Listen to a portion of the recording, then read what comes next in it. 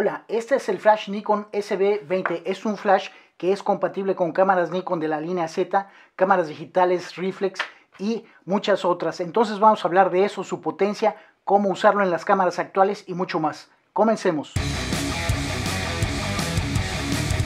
Este flash aparece listado en los manuales de las cámaras Nikon Z sin espejo, también en los manuales de las cámaras reflex digitales de Nikon, y entonces eso lo hace interesante. Es un flash que funcionará con ciertas limitaciones en estas cámaras digitales actuales. Sin embargo, se puede usar perfectamente, y lo más interesante es que se pueden hacer fotografías buenísimas usando iluminación de flash, sea montado en la cámara o de forma remota. Un dato curioso de este flash es que fue el primero de Nikon en incluir una luz auxiliar de autoenfoque. Salió en el año de 1986 junto con la cámara F501, que a su vez fue la primera en incluir un motor de autoenfoque integrado al cuerpo de la cámara, ¿de acuerdo? Entonces, esta luz va a funcionar en todas las cámaras analógicas de Nikon y es muy bueno sobre todo en cámaras como la F501, la F801 o la F90, que son cámaras que no tienen una luz auxiliar de autoenfoque en el cuerpo.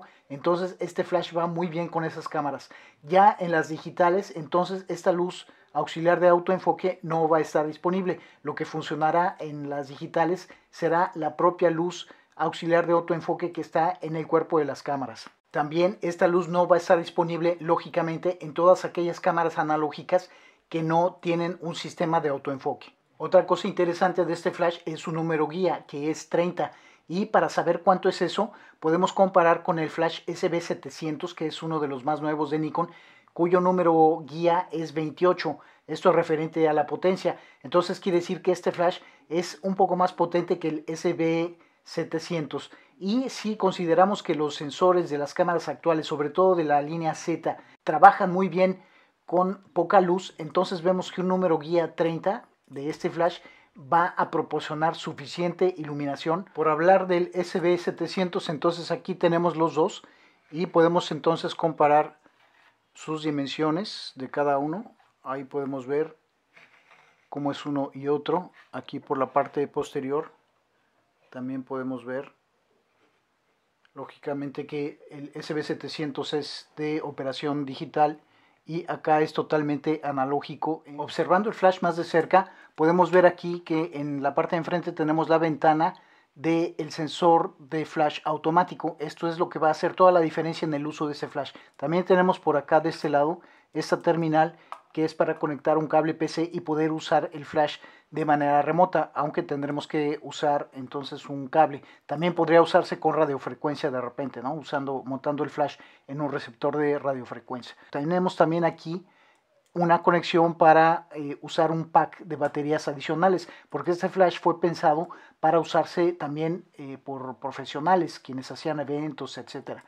Acá entonces tenemos el cabezal del flash, el cual no tiene una función de zoom como tienen los flashes actuales. En vez de eso tenemos aquí una perilla rotativa que nos va a permitir cambiar el ángulo en el cual la luz es proyectada. Por ejemplo, aquí en esta posición va a equivaler a un lente de 85 milímetros, como el ángulo de visión de un lente de 85 milímetros de distancia focal. Entonces puede usar un lente de esa distancia focal o cualquiera mayor. Luego tenemos acá lo que sería el wide angle, que va a equivaler al ángulo de visión de un lente de 28 milímetros de distancia focal, y la otra, que básicamente son tres. Esta es la normal, digamos, con el cual tiene el número guía 30, ¿de acuerdo?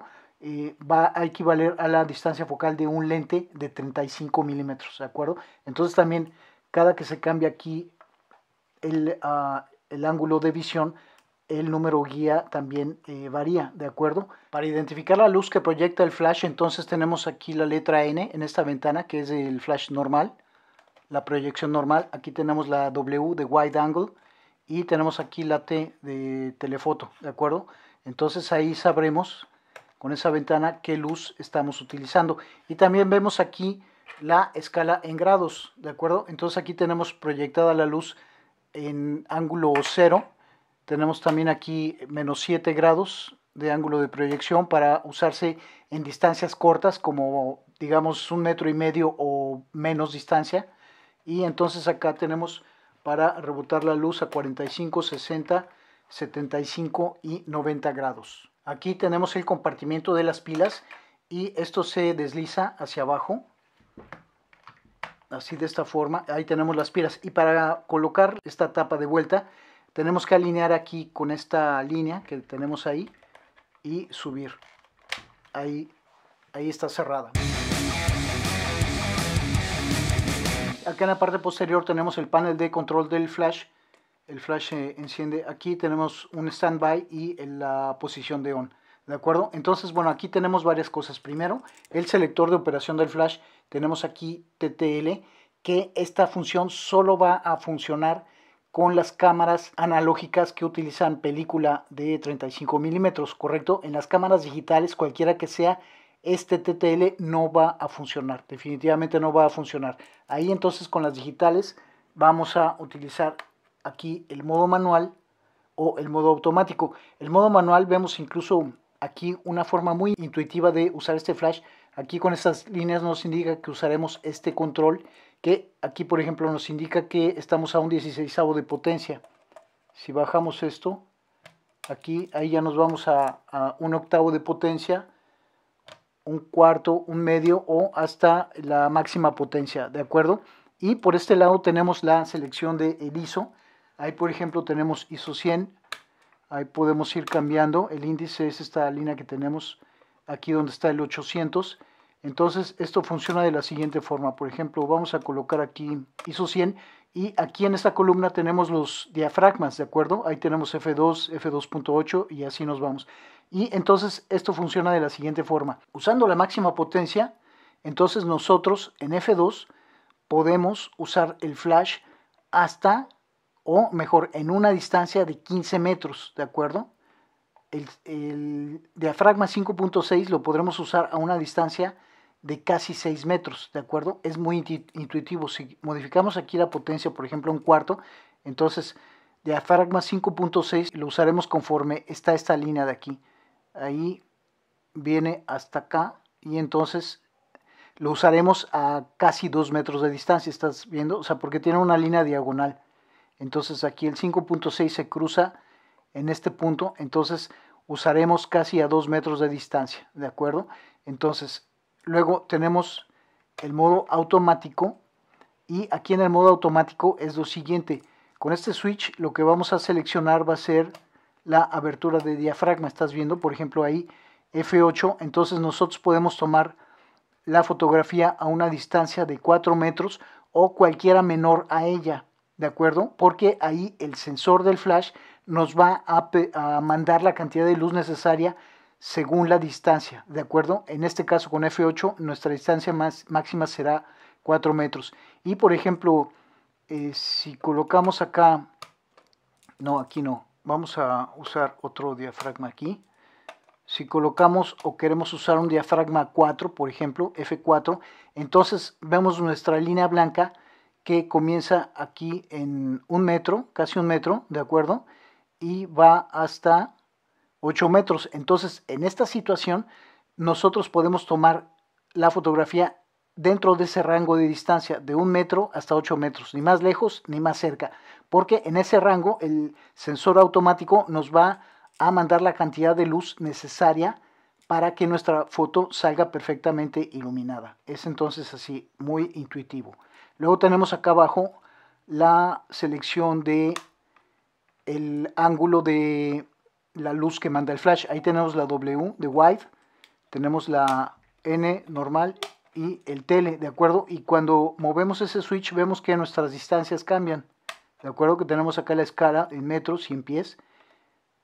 Ahí va cambiando. Entonces es una operación muy interesante de este flash, ¿de acuerdo? Tenemos aquí entonces el standby y aquí los indicadores. Acá tenemos el de ready, ahí cuando cargue el flash, ahí tenemos, ya cargó.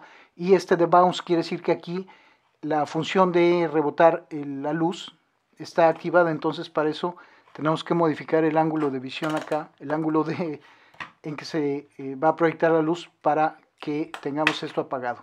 Entonces podemos percibir que para configurar el flash nosotros lo tenemos que hacer manualmente, es decir, empatar nuestra información de abertura y de ISO con la configuración que tengamos en la cámara, ¿de acuerdo? Es decir, no va a haber una comunicación automática o directa entre el flash y la cámara. Y en cuanto a la velocidad de sincronización, el flash va a funcionar, va a sincronizar perfectamente con las cámaras que tengan un 250 de segundo como velocidad máxima de sincronización o cualquiera menor. El flash va a funcionar muy bien. También es importante comentar que cuando usemos el flash con luz rebotada en las cámaras digitales, en la mayoría de los casos vamos a tener una iluminación correcta. Si acaso tenemos una subexposición, entonces lo que vamos a hacer es compensar, y esas compensaciones las vamos a hacer abriendo un poco el diafragma en la cámara o aumentando un poco la sensibilidad hasta que nosotros percibamos que estamos ya teniendo la iluminación correcta. Otro detalle curioso que tenemos aquí con el flash para rebotar la luz